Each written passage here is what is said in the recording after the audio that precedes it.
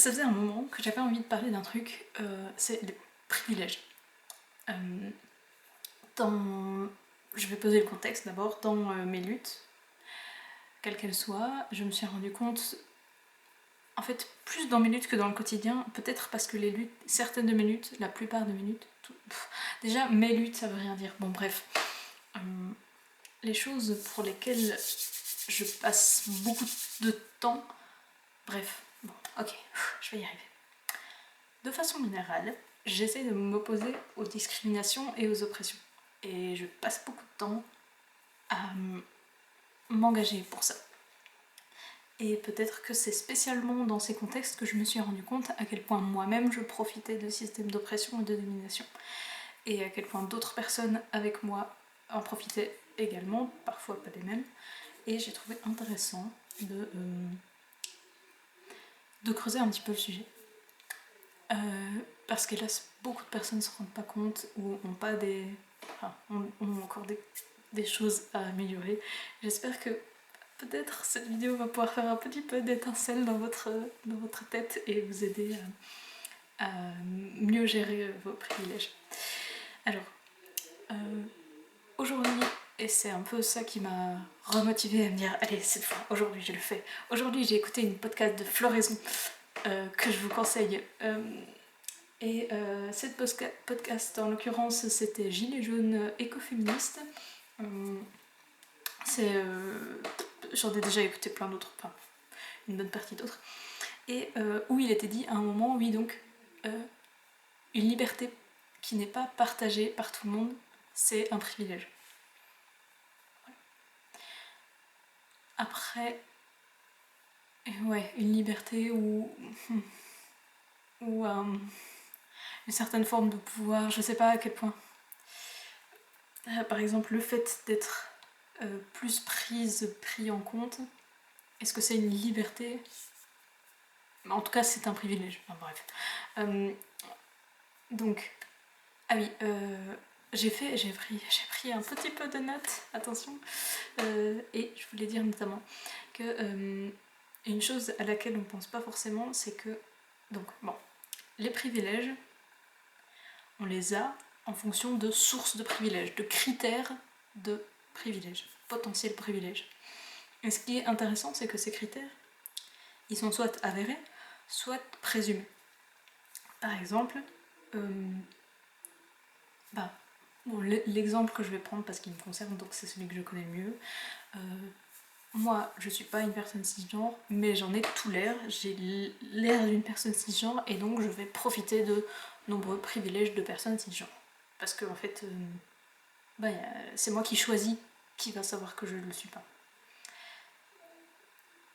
En gros, sauf les personnes qui regardent mes vidéos et qui me disent de la merde après.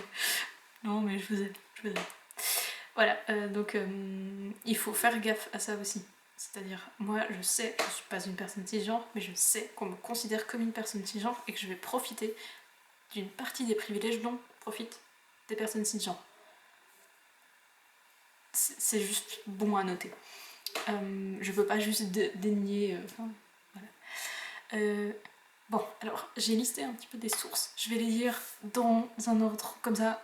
Et il n'y a pas d'ordre d'importance. D'abord, je me suis dit, j'ai qu'à les trier par ordre alphabétique, comme ça je mets pas plus d'importance à l'une qu'à l'autre. En même temps, il y en a auxquels je pense plus vite que d'autres. Il y en a qui concernent beaucoup plus d'individus que d'autres. Enfin, donc je vais quand même commencer par le spécisme, parce que c'est genre le méga privilège dont toutes les personnes qui vont m'écouter profitent. C'est que nous appartenons à l'espèce humaine. Et c'est un grand privilège. En témoigne, tu vois le truc jaune là, c'est pas chez moi, c'est un attrape-mouche. Il y a des cadavres dessus. Ça n'arrive pas avec les humains. Pas comme ça, en tout cas. Plus ou moins. Rarement comme ça. Bon, voilà. Alors, donc ça, ce sont des sources, ce sont pas des privilèges en soi, mais disons que le fait d'être un être humain me donne un tas de liberté et d'ouverture au pouvoir, d'espace de pouvoir, voilà. Alors, bon, le privilège du genre, donc à la fois, donc à chaque fois, pour qu'il y ait un privilège, il faut qu'il y ait une discrimination, donc c'est-à-dire qu'on sépare, qu'on différencie généralement deux classes, après elles sont elles-mêmes en sous-groupe, et une fois qu'on les a différenciées, on va établir un rapport de domination entre l'une et l'autre, et une fois qu'il y a une domination, il va y avoir des oppressions possibles. Donc avec le genre, on va avoir deux sources de discrimination, c'est les hommes, les femmes, et puis les personnes cisgenres et les personnes transgenres, donc cisgenres étant les personnes qui se reconnaissent au genre qui leur est assigné à la naissance. Je vais en profiter pour dire maintenant qu'il y a aussi est-ce qu'on est diadique ou pas, ou intersexe, donc est-ce qu'on a, allez, je vais dire, tout le corps qui est accordé au même sexe. Je parle avec mes mots comme ça, je ne connais pas suffisamment bien le sujet, mais tout va bien. Donc oui, voilà, si par exemple vous avez des organes génitaux pas bien définis, enfin pas clairement, je m'excuse aux personnes intersexes si j'utilise des mauvais mots, je vais faire de mon mieux, je vous assure. Pas clairement défini homme, enfin mâle ou défini femelle, mais des entre-deux, ou alors des hormones plutôt mâles, mais des chromosomes femelles, je sais pas à quel point ça existe, bref. Peut-être que je devrais pas parler de trucs que je connais pas, mais en même temps, bah c'est bien, voilà, c'est bien. Cette vidéo me sert à me rendre compte que j'ai vraiment le privilège d'être une personne diadique et que je ne me suis pas encore suffisamment informée sur la question des personnes intersexes.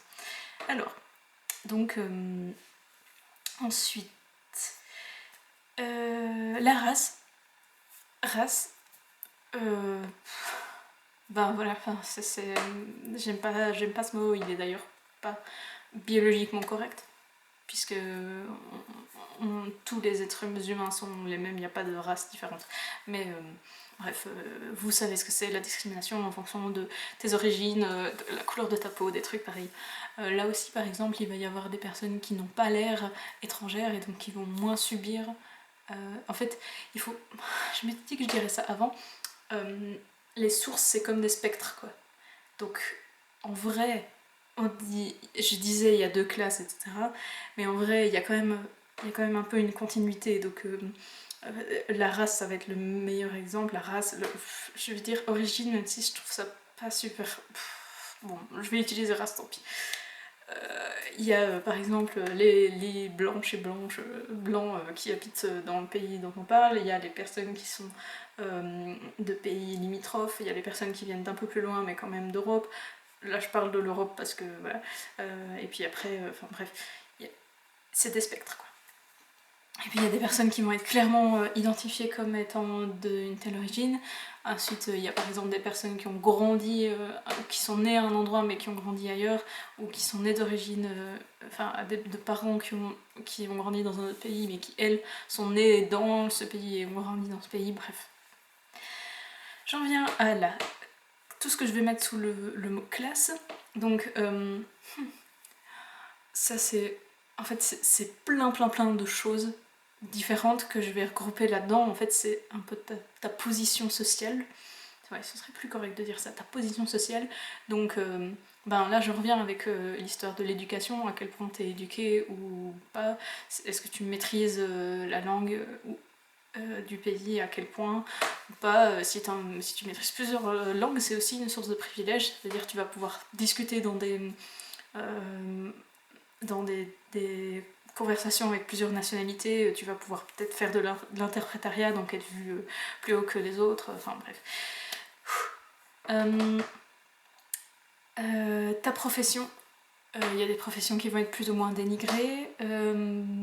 Ta situation au sein de ta profession, ou même en dehors de ta profession, si par exemple tu diriges une entreprise, ou alors tu fais partie de la présidence d'une association, ou même juste les personnes qui sont plus engagées que d'autres dans des mouvements vont obtenir certains privilèges. Ta situation financière qui va te permettre ou pas de faire certaines choses. Voilà. Alors, les orientations sexuelles romantiques, j'ai pas besoin de vous faire un dessin, je crois. Et j'y ajoute ta situation amoureuse, parce que par exemple, de nouveau, moi je suis une personne bisexuelle, mais en fait j'ai eu que. Enfin, romantique. Bref, non, allez. Moi je suis une personne qui peut ressentir de l'attirance forte et des désirs d'entrer en relation plus proche que ce qu'on appelle de l'amitié basique. Meilleure phrase. Avec des personnes de différents genres, mais en fait très peu de personnes le savent simplement parce que